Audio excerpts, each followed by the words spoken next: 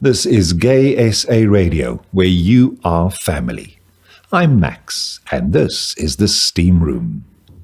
And on today's show, we're chatting about mental and sexual health, and up next is quite an in-depth interview on the matter. Please be advised that this content contains explicit descriptions of rape and violence. Sensitive listeners are advised to use their discretion. GaySA Radio, where you are family.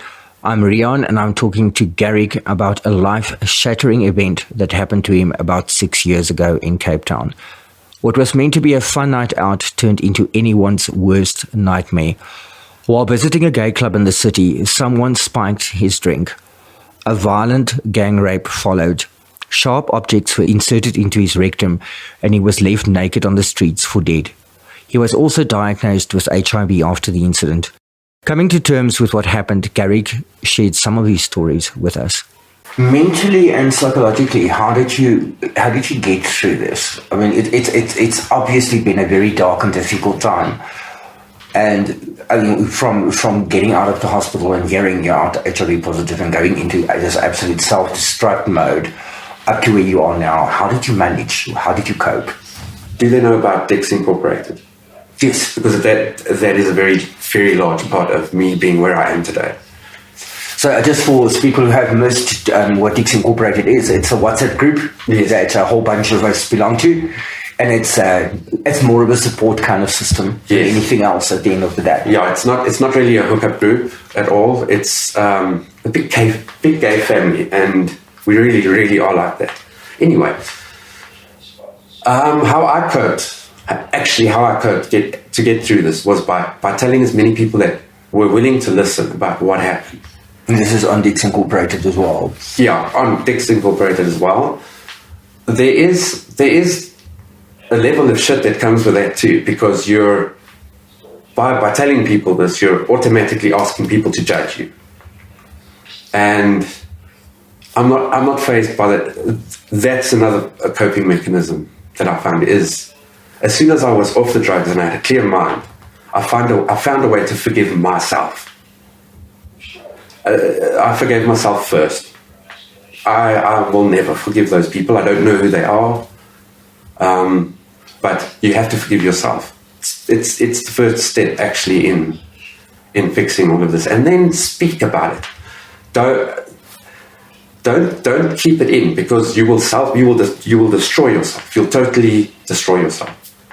And that is the only way that I coped, was by telling my story to anybody that would listen. And yeah, then I got introduced to this group, Dicks Incorporated, and everybody on that group just accepted and understood and loved me for who I am, not for what happened to me.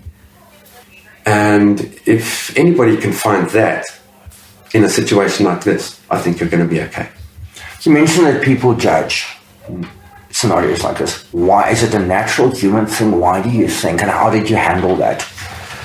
From people very close to me and people that are not close to me, I've had many people say, but this is on you. You went to the gay club.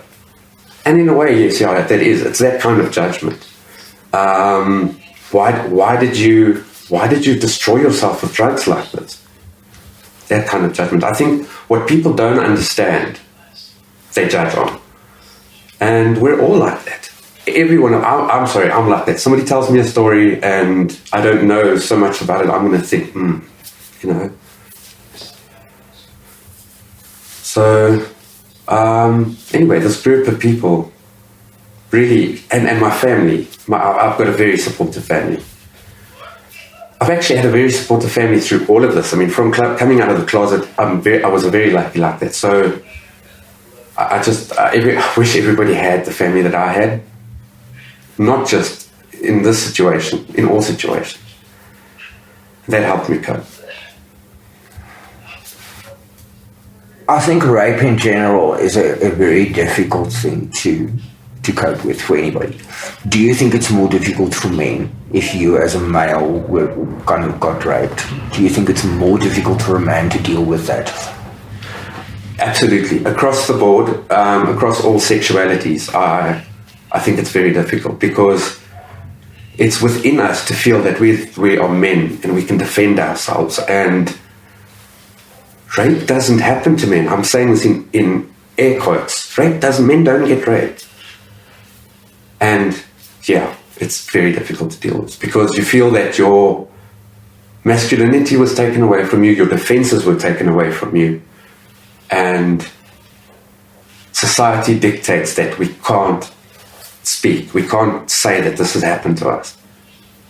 And I think only recently has rape been classed as a criminal offense towards a man. Before that, it was indecent assault. So we were also shut up about it, basically. So yeah, it's very difficult to deal with. If you could say anything to the people who did that, what would you say to them? It's probably the wrong time to ask me that, but I would say, look what you did. Look what you did. And you didn't need to do that.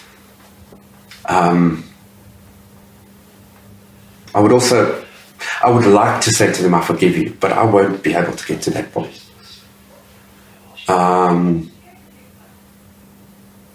And I would like to say, please don't do it to anybody else.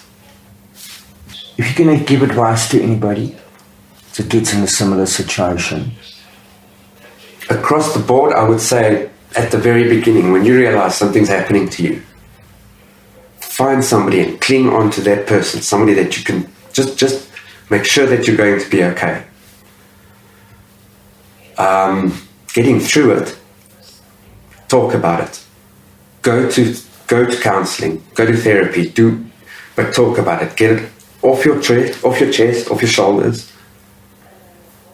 And if you develop a relationship with somebody you can talk to, you can also speak to them about wanting to self-destruct when that feeling comes, because that feeling will come.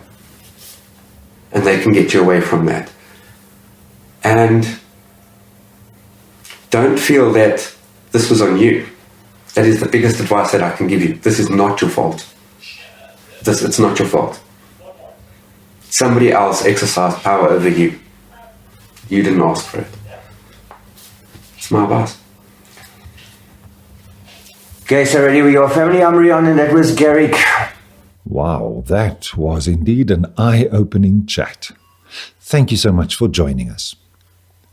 You're listening to GaySA Radio, where you are family.